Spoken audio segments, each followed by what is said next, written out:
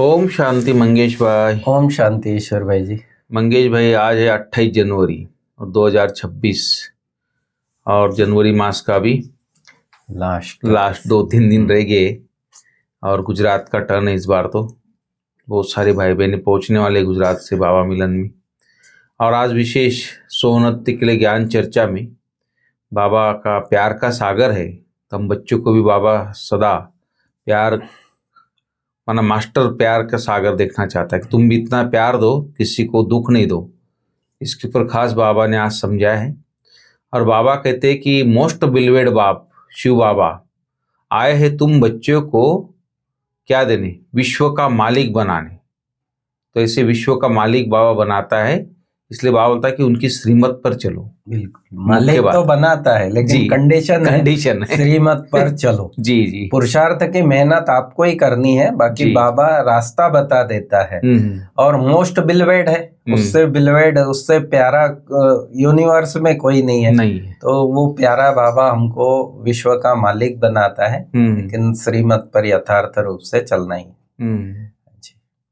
मंगेश भाई, आज क्वेश्चन है कि मनुष्य परमात्मा के बारे में कौन सी 2 बातें करते जो एक दूसरे से भिन्न है? बिल्कुल, ऐसे बहुत सारी बातें हैं, लेकिन आज जो बाबा ने कही है, बाबा ने कहा कि एक तो कहते परमात्मा अखंड ज्योति है। अच्छा।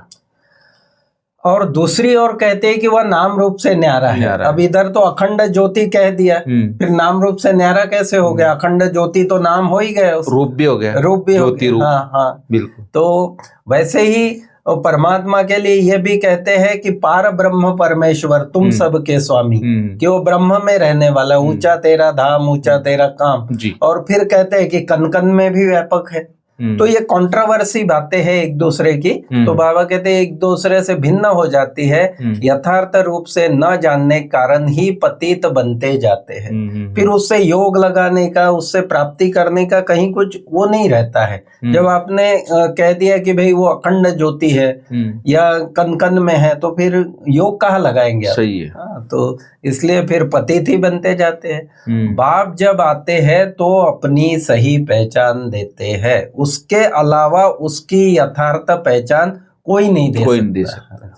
आज गीत बहुत सुंदर है। हाँ हाँ, गीत तो हमारे पुरुषार्थ के जो पुरुषार्थी बच्चे हैं उनके लिए जैसे ये गीत है, मरना तेरी गली में जीना तेरी गली में, मिट जाएगी हमारी दुनिया तेरी गली में। सही बात है। बहुत सुंदर, कि मतलब जो अच्छे पुरुषार्थी सच्चे पुरुषार्थी उनका ये दिल का गीत है। मरना तेरे, माना एक बाबा के सिवा दूसरा कोई ना। बिल्कुल बिल्कुल। तो उसका ऑपोजिट और एक गीत है इसी के ऊपर। हाँ जी, हाँ जी, कि जिस गली में तेरा घर ना हो बालमा, उस गली से हमें गुजरना नहीं। क्योंकि हम फालतू इधर उधर बुद्धि भटकाते हैं। बिल्कुल बिल्कुल, इधर भी भटकाते हैं, की गली में नहीं जाते। इसलिए जो गली है बाबा की, जो एक बाप दूसरा ना कोई। हाँ जी, अगर इसमें आप एक बाप से ही प्यार करोगे तो बाप आपका बेड़ा पार कर देगा। बहुत अच्छी बात। बाप कहते हैं पहले पहले हमने तुमको स्वर्ग में भेजा। अब सारी बाबा आपकी चक्र की आपकी जन्म कहानी सुना रहा है चक्र की, कि पहले तुमको स्वर्ग में भेजा, तुम बहुत बहुत साहूकार थे, फिर 84 जन्म ले ड्रामा प्लान अनुसार अभी तुम दुखी हुए हो। 84 जन्म लास्ट में दुखी हो गए। ड्रामा का प्लान है, उस प्रकार आत्मा धीरे धीरे उतरती है। तुम्हारी आत्मा और शरीर रूपी वस्त्र सतो प्रधान थे, फिर गोल्डन एज से सिल्वर एज में आत्मा आई, तो शरीर भी सिल्वर एज में आया। अच्छा। फिर कॉपर एज में आ गए। बाबा का कहने का भाव कि आत्मा सतो प्रधान है तो शरीर भी सतो प्रधान है, संपूर्ण प्रकृति भी सतो प्रधान। और जैसे जैसे आत्मा तमो प्रधान बनी, ऐसे ही शरीर भी, इसलिए शरीर में इतनी बीमारियां और आदि जो है दुख दर्द है, ये आत्मा की तमो प्रधानता के कारण है। जैसे हम देखते हैं चंद्रमा को पूनम पे पूरा फुल चांद होता है, फिर जैसे दूसरे दिन थोड़ा कम हो जाता है, हर दिन थोड़ा थोड़ा थोड़ा कम करते करते लास्ट में फिर अंधकार हो जाता है, थोड़ा चकोर हल्का सा रह जाता है। तो इस तरह हम आत्माओं की भी है कलाएं भी, बिल्कुल, जिसका असर पूरी प्रकृति पे भी पड़ता है। बिल्कुल। बाबा ने जैसे आपने चांद का उदाहरण दिया, बाबा ने सोने के साथ कंपेयर किया। अच्छा। बाबा कहता है 14 कैरेट सोना कोई पसंद नहीं करते। नहीं करते। 24 कैरेट या 22 कैरेट कम से कम अच्छा जेवर बनाने के लिए। तो बाबा कहते हैं 14 कैरेट का सोना कोई पसंद नहीं करते, काला पड़ जाता है। तुम भी अभी काले आयरन एजेड बन गए हो, इसलिए तुमको भी कोई पसंद नहीं करता है। जब आत्मा और शरीर ऐसे काले बन गए हैं तो फिर प्योर कैसे बने? प्योर कैसे बने?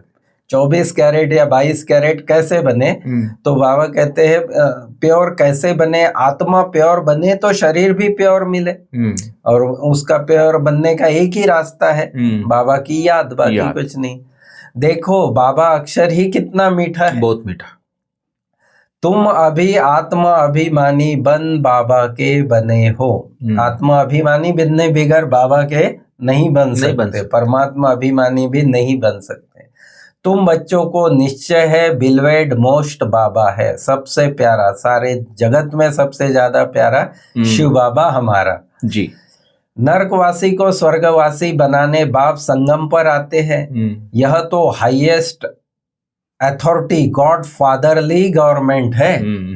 हाँ, यूनिवर्सिटी भी है तो highest authority God fatherly government है, साथ में धर्मराज भी है, चीफ जस्टिस के रूप में धर्मराज भी है, वो फिर जजमेंट भी बराबर देगा एक एक जी। फूल कितने अच्छे सुंदर होते हैं, फूल से सब आकर खुशबू लेते हैं। जैसे एक चांद का उदाहरण हो गया, एक सोने का कैरेट का उदाहरण, अब ये फूल का उदाहरण। फूल बाबा कहते कितने फूल का आकर सब खुशबू लेते हैं, कांटों की थोड़ी खुशबू लेंगे। अभी तो यह है कांटों की दुनिया, कांटों के जंगल को बाप आकर गार्डन ऑफ फ्लावर बनाते हैं। आत्माओं को भी सुंदर खुशबूदार फूल बनाते हैं, तो पूरे कांटों के जंगल को गार्डन ऑफ फ्लावर बनाते। इसलिए उनका नाम बबुलनाथ भी रखा है। शायद बबुलनाथ का ही मंदिर था जो बाबा को पहला साक्षात्कार वगैरह उसी के सामने वहाँ बबुलनाथ। हाँ तो बबुल जैसे जो कांटे हैं जो बड़े तीखे और ऐसे तकलीफ देने वाले होते हैं, उनको भी बाबा कहते हैं फूल बनाता हूँ मैं, इसलिए मेरा नाम। बबुलनाथ मंदिर है ना, बिल्कुल गामदेवी के नजदीक है, सेंटर ना अपना, वहाँ से पैदल जा सकते हैं। अच्छा वही पर, जिसको गिरगांव चौपाटी बोलते हैं ना, बस वही पर। अच्छा। बहुत अच्छा मंदिर, बड़ा मंदिर, पुराना। कांटों को बैठ फूल बनाते हैं, इसलिए महिमा गाते हैं कांटों को फूल बनाने वाले बाबा। अब तुम बच्चों का बाप के साथ कितना लव होना चाहिए, बहुत लव होना चाहिए, पूरा लव होना चाहिए। अभी तुम जानते हो आधा कल्प बाप को याद किया है, बाप आते भी जरूर है, शिव जयंती मनाते हैं ना जी। शिव जयंती या शिवरात्रि जो हम मनाते हैं, इसका ये इंडिकेशन है कि उसका कभी न कभी सृष्टि पर अवतरण हुआ है, उसने कार्य किया है जी, तभी तो मनाते। हाँ जी, वही बाबा समझा। और तभी सारे हर गांव में शिव का मंदिर मिलेगा। दूसरे मंदिर नहीं मिलेंगे, लेकिन शिव का जरूर मिलेगा। शास्त्रों में तो युगों की आयु बहुत लंबी चौड़ी लिख दी है। ये जो अज्ञान है इसके बारे में भी बाबा से कह रहे, क्योंकि इसी अज्ञान के कारण मनुष्यों ने फिर अपने कर्मों पर ध्यान नहीं दिया। चलता है, चलने दो, अभी बहुत समय पड़ा है। कल्प की आयु लाखों वर्ष लिख मनुष्य को बिल्कुल घोर अंधियारे में डाल दिया है। कहते हैं जो बहुत भक्ति करते हैं तो भगवान मिलता है। सबसे जास्ती भक्ति करने वाले को जरूर पहले मिलना चाहिए। बाप ने हिसाब भी बताया है, सबसे पहले भक्ति तुम करते हो तो तुमको पहले भगवान द्वारा ज्ञान मिलता है। ये कितना बड़ा हमारा भाग्य, ड्रामा में ही। पुराने भगत कई लोग ये भी कहते हैं कि भाई हमने इस जन्म में तो भक्ति नहीं की, लेकिन द्वापर से शुरू हुआ, वो सारा हिसाब बाबा, वो सब जमा है आत्मा के साथ। तो बाबा कहते हैं जो जितना जास्ती भक्ति की है वो बाबा के ज्ञान को बाबा मिलता है, या बाबा का ज्ञान वो समझता है जी। फिर बाबा ने और एक उदाहरण दिया। बाबा कहते हैं प्राइम मिनिस्टर के आदि के बंगले कितने फर्स्ट क्लास होते हैं, एकदम राष्ट्रपति का, प्राइम मिनिस्टर का, क्या सुंदर। वहां फिर गाय आदि सारा फर्नीचर भी ऐसा फर्स्ट क्लास होता है। तुम तो कितने बड़े आदमी देवता बनते हो।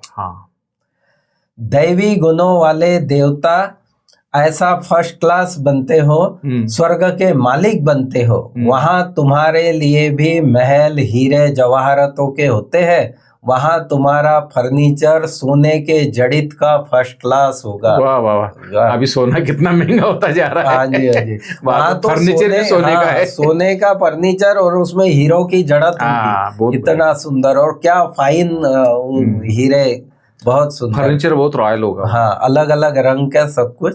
तो बाबा के कहने का कि तुम कितने बड़े आदमी बनते हो, तुम देवता बनते हो, तो फिर तुम यहाँ के प्राइम मिनिस्टर आदि के लिए इतना होता है, तो तुम्हारे लिए तो फिर क्या रहेगा जी। संपूर्ण प्रकृति दासी बन जाती है जैसे।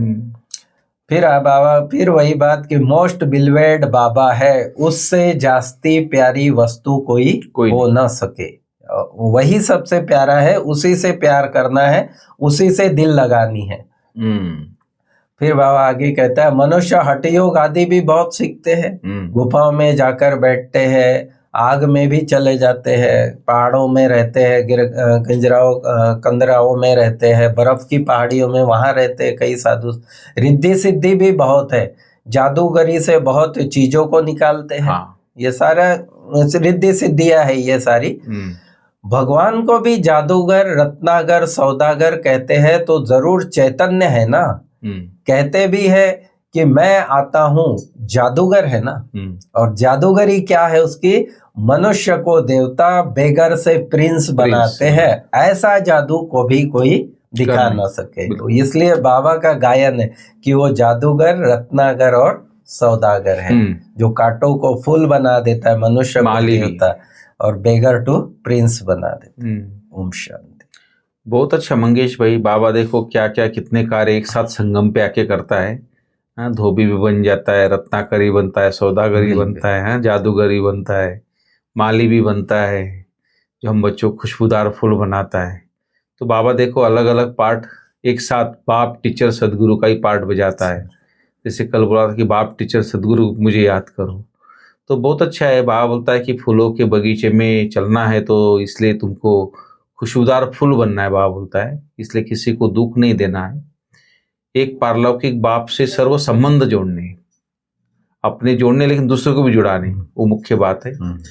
तो शिव बाबा प्यार ते प्यारा है, सबसे प्यारा शिव बाबा है, उस एक को प्यार करना है बाबा बोलता है। और सुखधाम सुखदाता बाप को याद करना है, उसके सुख जो देता है बाबा, वो सुखदाता बाप को याद करना है, कि उस सुखों का सागर है। इसलिए हमको भी बोलता है कि सबको सुख दो बच्चे, किसी को दुख नहीं दो।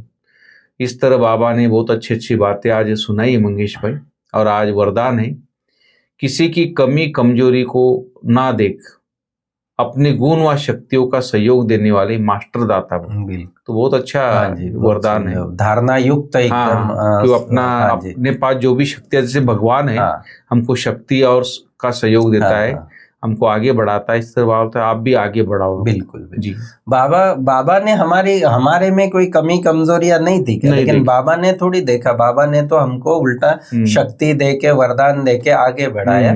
तो बाबा कहते हैं ऐसे तुम भी, मास्टर दाता वह है जो सदा इसी रूहानी भावना में रहते हैं कि सर्व रूहे हमारे समान वर्षे के अधिकारी बन जाए। कभी भी किसी के कमजोरी को न देख, वे अपने में धारण किए हुए गुणों का, शक्तियों का सहयोग देते हैं। अब उनकी कमजोरी नहीं देखनी है, अपने धारण किए हुए गुणों का, शक्तियों का उनको सहयोग देना है। यह ऐसा ही है, इस भावना की बजाय मैं इसको भी बाप समान बनाऊं, ये तो है ही ऐसा, ये लेबल मत लगा दो। बाबा कहते हैं इसको बाप समान बनाना है, यह शुभ भावना रखो। साथ साथ यही श्रेष्ठ कामना हो कि यह सर्व आत्माएं कंगाल, दुखी, अशांत से सदा शांत, सुख रूप माला माल बन जाए, तब कहेंगे मास्टर दाता।